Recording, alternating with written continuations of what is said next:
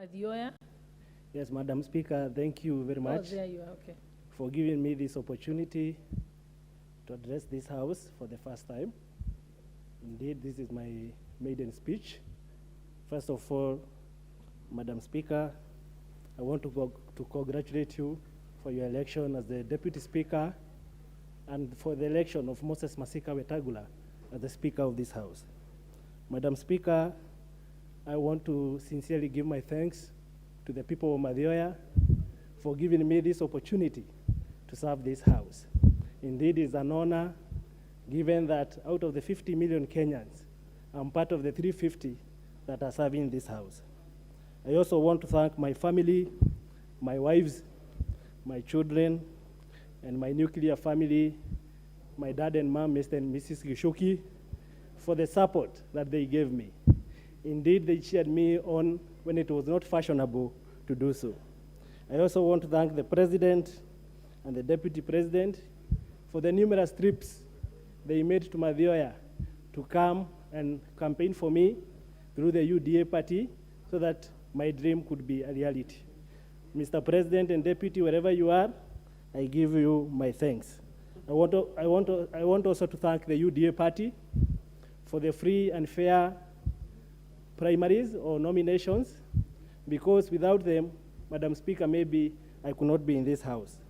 Madam Speaker, maybe to go to the topic of the House today is about drought.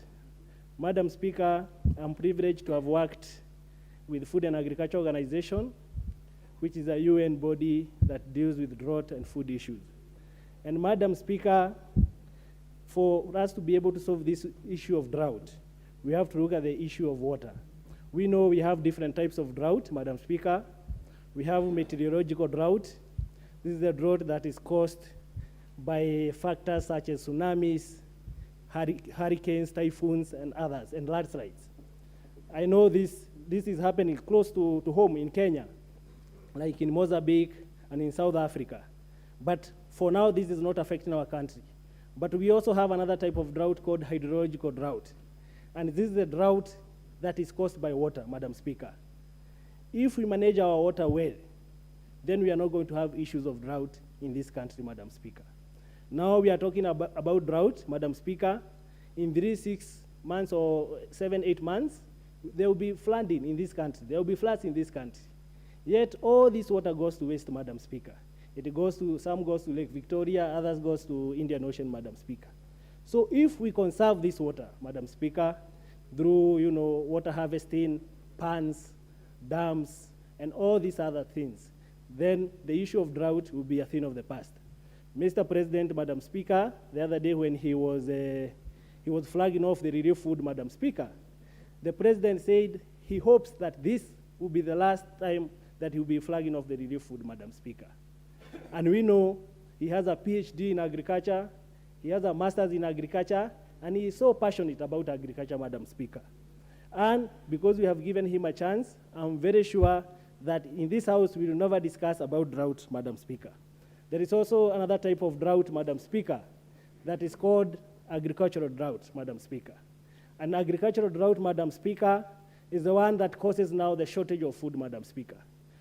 We know in this country, Madam Speaker, we have some counties, or we have some parts of the country, Madam Speaker, that they have excess food, Madam Speaker. But others are suffering, Madam Speaker. We have counties that are even wasting food, Madam Speaker. If we can be able to improve on our logistical and supply chain mechanisms, Madam Speaker, then we will be able to move food, Madam Speaker, from the counties or from the areas that have surplus, Madam Speaker, to the areas that don't have food, Madam Speaker, and we are not going to have this issue of food shortages, Madam Speaker. If we're able to do this, I'm very sure we will be able to solve some of these problems, Madam Speaker. Madam Speaker, I know maybe my proposals might be extreme, but we need to expand the sources of food or the types of food that we eat in this country, Madam Speaker. Having worked out of this country, Madam Speaker, in Cameroon, Madam Speaker,